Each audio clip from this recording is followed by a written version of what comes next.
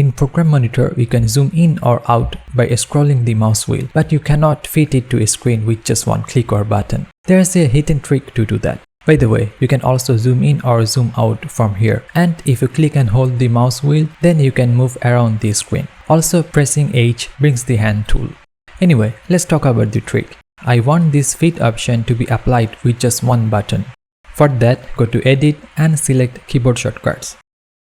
From the search bar, search Fit. Not this Fit to Frame. Scroll down a bit. Under Magnification, there is a Fit option. Right now, there is no keyboard shortcut for that. Let's assign a key for this one. I'll press 1. If it gives a warning showing the key is already in use, then you can set any other key that is currently not assigned to any shortcuts. For me, I don't use Select Camera 1, so I can set 1 for Fit. Now hit OK. Now whenever the Program Monitor is zoomed in or out, I only need to press 1. It will set to Fit. This also works for Source Monitor. Select the Source Monitor and press 1.